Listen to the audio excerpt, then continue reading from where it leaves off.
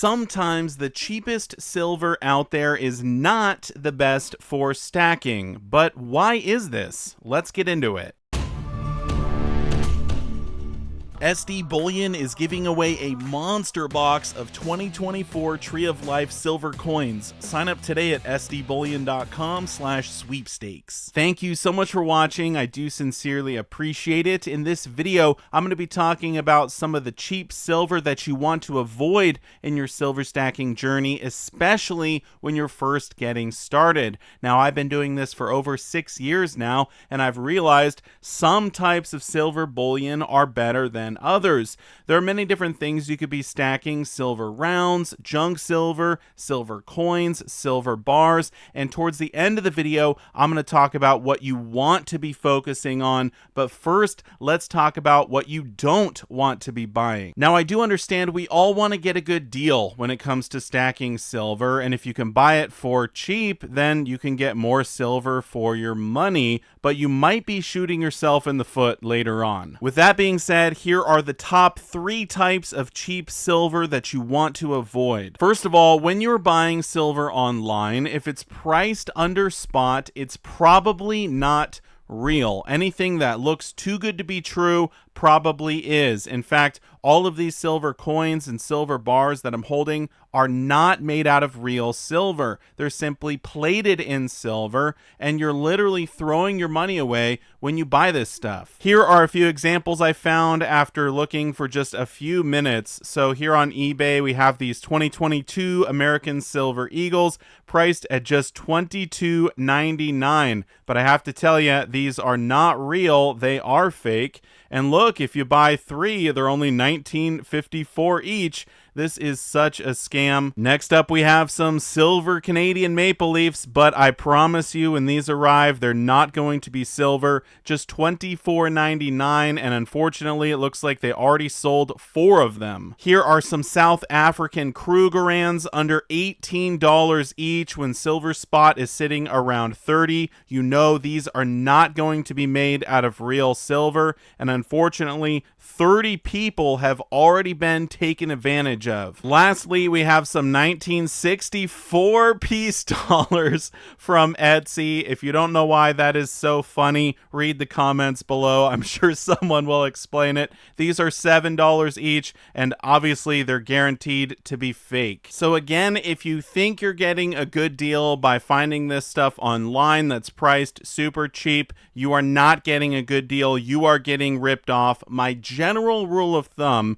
is that if it's a weird website that I've never heard of, or if it's shipping from China, or if it's under spot, I simply don't buy it because it's most likely going to be fake. All right, what is the second type of cheap silver you're going to want to avoid? And that is anything which is less than 90% pure. So junk silver or constitutional silver is 90% silver and 10% copper. This is okay to be stacking. Also, sterling silver is 92.5% silver. This is also okay to be stacking. Obviously, anything 3 nines fine or 4 nines fine is going to be just fine. But once you get lower to those 80% silver coins from Canada, or the 40% silver coins from America, even 35%, these are ones you don't want to buy. And you don't have to take my word for it. Listen to Harry over at Harry's Coin Shop. Anything less than 80% silver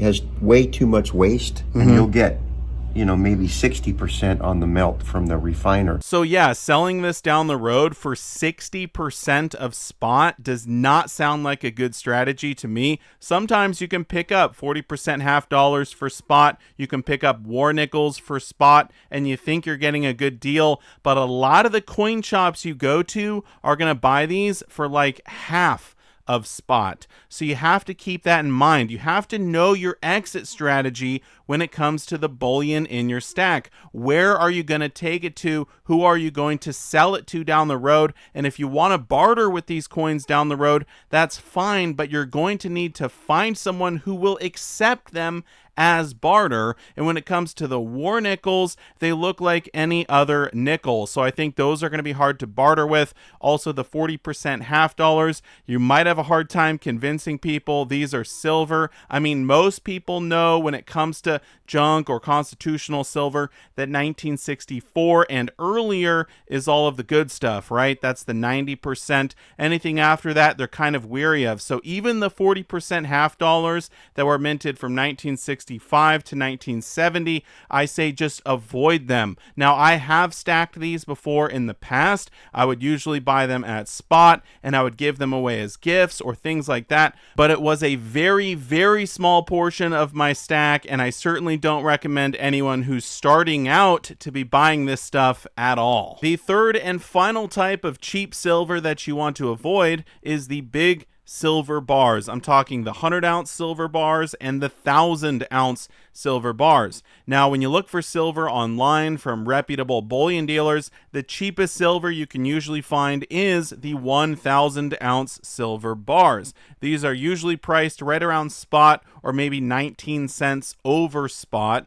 And the reason is because these are very difficult to move. They're very difficult to resell down the road. They're way less liquid than other types of silver because not a lot of people can afford to buy 1,000 ounces of silver at a time. Now, the 100-ounce silver bars are a little bit more liquid. Most coin shops will be able to handle this, but certainly they're not going to pay as much for 100-ounce silver bars as they would for silver rounds or silver coins.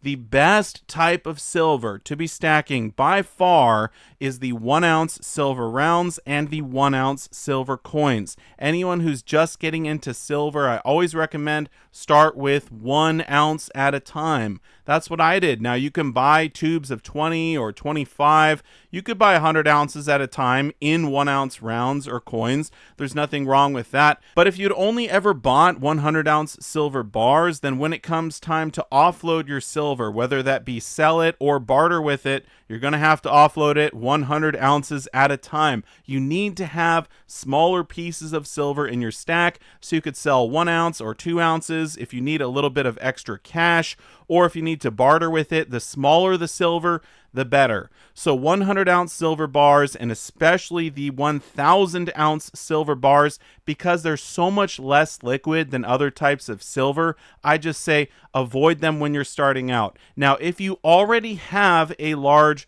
silver stack, perhaps a few thousand ounces of silver in 1-ounce increments, then sure, you can add on a few of these 100-ounce silver bars for weight. If you just want the weight, you want to buy that cheap silver, build the stack, I think that's okay. But anyone with less than, let's say, 2,000 ounces of silver, I don't recommend buying the 100-ounce silver bars. And in regard to the 1,000-ounce silver bars, you got to have a massive stack before you start picking these up. Let's call it 20,000 ounces of silver. So really, most of us are never going to be able to stack the 1,000-ounce silver bars. A lot of us won't be able to stack the 100-ounce silver bars either, but that's okay. Stack what you can, stack at your own pace.